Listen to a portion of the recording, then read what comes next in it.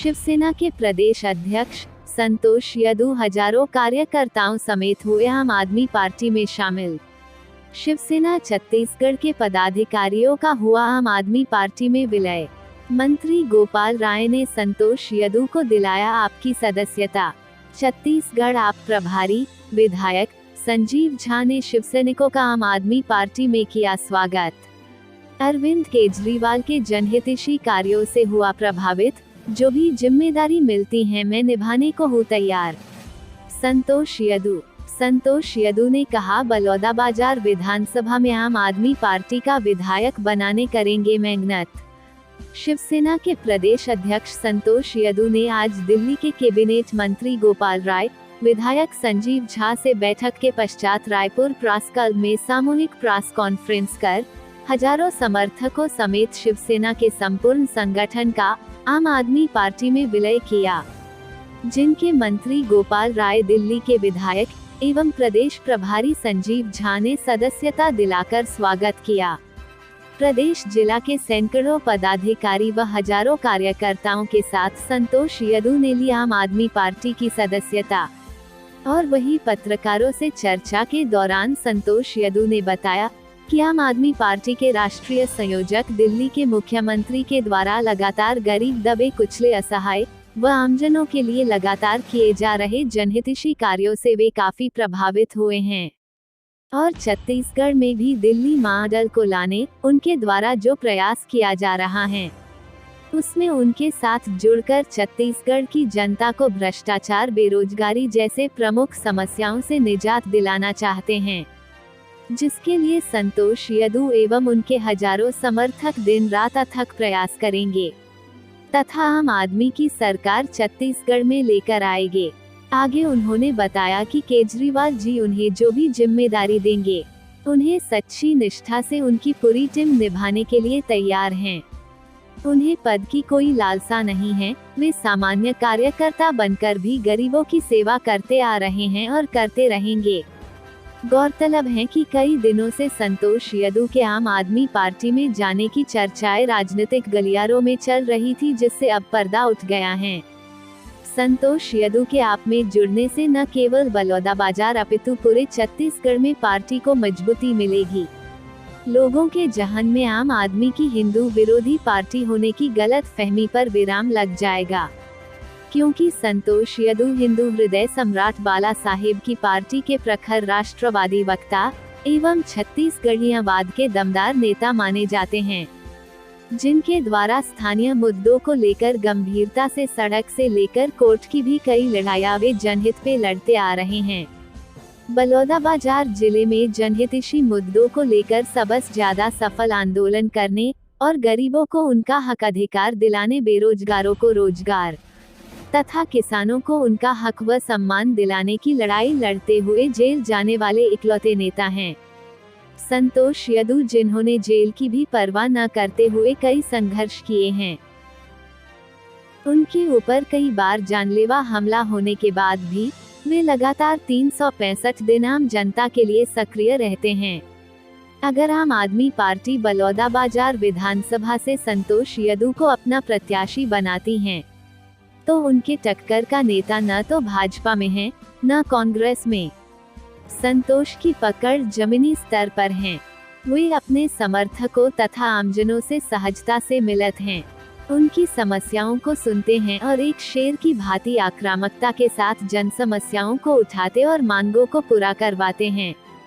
उन्होंने बलौदाबाजार विधानसभा की पूरे 306 बूथों में पद यात्रा करने वाले जिले के पहले नेता हैं, जिन्होंने विधानसभा के हर गांवों में जाकर एक आम आदमी की तरह भवनों में जमीन में सोकर रूखा सूखा खाकर रात बिताया है। यही अंदाज लोगों के प्रति उन्हें लोकप्रिय बनाता है। उनके निवास कार्यालय से आज तक कोई खाली हाथ नहीं आया। वे सबकी समस्याओं को सुनते हैं और हल करने संघर्ष करते रहते हैं। उनका कहना है कि आम जनता का काम करने पद प्रतिष्ठा की जरूरत नहीं पड़ता है, केवल आपकी साफ नियत ही आमजनों को उनका हक अधिकार दिला सकता है। और उनका नियत साफ है, जो उन्हें हरा नहीं सकते। वे उन्हें बदनाम करने का भरसक प्रयास कर चुके हैं।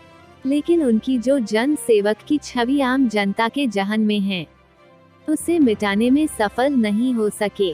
आम आदमी पार्टी की सदस्यता लेने वालों में संतोष यदू के साथ प्रमुख रूप से शिवसेना के प्रदेश महासचिव ठाकुर ओंकार सिंह, प्रदेश कोषाध्यक्ष राजकुमार तिवारी, प्रदेश कार्यकारिणी के अध्यक्ष नवल सिंह ठाकुर, प्रदेश मीडिया प्रभारी चंदन धिवा, शिवसेना बलौदाबाजार जिलाध्यक्ष मनहरन साहू, जांजगीर चांपा जिलाध्यक्ष द्वारिका प्रसाद साहू, शक्ति जिलाध्यक्ष घनाराम साहू, बेमेतरा जिलाध्यक्ष मनीष शुक्ला, बलौदाबाजार जिला महासचिव भीखम यदू, ओंकार वर्मा, मुकेश साहू, जांजगीर जिला महासचिव ईश्वर साहू, दिलीप साहू, जिला सचिव राजेश धतलहरे, जिला उपाध्यक्ष मनोज यदू, रोहित देवांगन, राम सिंह सोनवानी, बेदराम साहू, संतोष बरेठ, सतीश राठौर, मोहन सारथी, बाबूलाल यादव, रमेश चंद्रा, जिला प्रवक्ता रामेश्वर जानगड़े, कामगार सेना जिलाध्यक्ष शिवचंद निर्मलकर,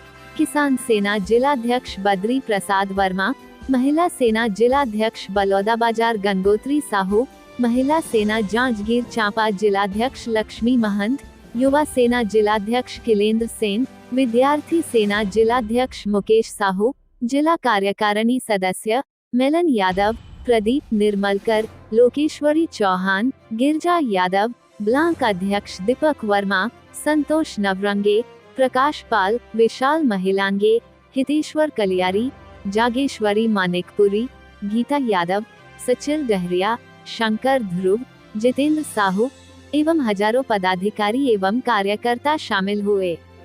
छत्तीसगढ़ के तमाम खबरों से हमेशा अपडेट रहने के लिए अभी हमारे चैनल को जरूर सब्सक्राइब करें।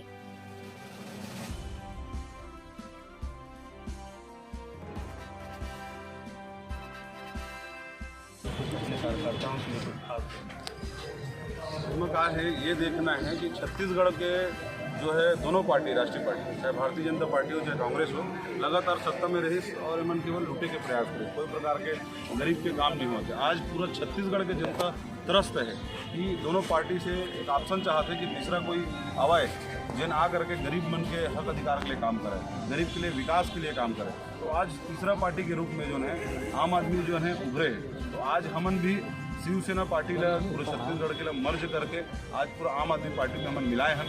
और अब जो ताकत है आम आदमी पार्टी की, ये दोनों पार्टी के मिले के बाद में जस्ट 4 गुना बढ़ जाएगी। और बढ़े के बाद में आज हमन शिवसेना के भी हर गांव में, हर बूथ में 11-11 कार्यकर्ता से अब वो सबो कार्यकर्ता आम आदमी पार्टी के कहलाई।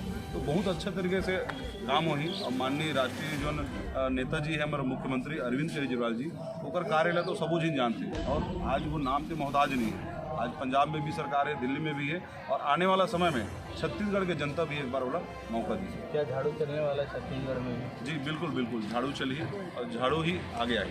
सीबीआई को लेकर क्या कहेंगे? एक तरफ जहाँ दिल्ली में सीबीआई लगातार जांच कर रही है, आप लोग का कहना है कि चाहे बैंक में ठगा ले चाहे घर में ठगा ले, एक पैसा कहीं कुछ नहीं होता। ऐसे में क्या है, राजनीतिक माना जाए या कुछ और इसको समझा है? ये केवल और केवल केंद्र सरकार के जो है राजनीति घर है। केंद्र सरकार अपना शक्ति के दुरुपयोग करत है। खबर की सीबीआई, ईडी ये सब केंद्रीय एजेंसी है, केंद्र सरकार संचालित करते हैं। तो केंद्र सरकार मात्र बदला के राजनीति करत है और जिन अच्छा काम करते हैं वही व्यक्ति मन के घर में छापा पड़वाते, वही व्यक्ति मन ला परेशान करते।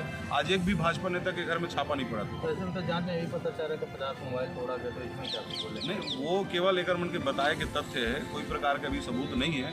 और बाद भी लगातार फंसाए के प्रयास कर, जैसे महाराष्ट्र में शिवसेना ला तोड़े खातिर सीबीआई और ईडी के बहुत बड़े भूमिका रही है। और आज जो मन शिवसेना का नाम ला छीन ली, चिन्ह ला छीन ली, तो कहीं ना कहीं चुनाव आयोग भी जो है ऐसे प्रकार के केंद्र के इशारा में काम कर रहा है। आज स्थिति बहुत गंभीर हो चुकी है।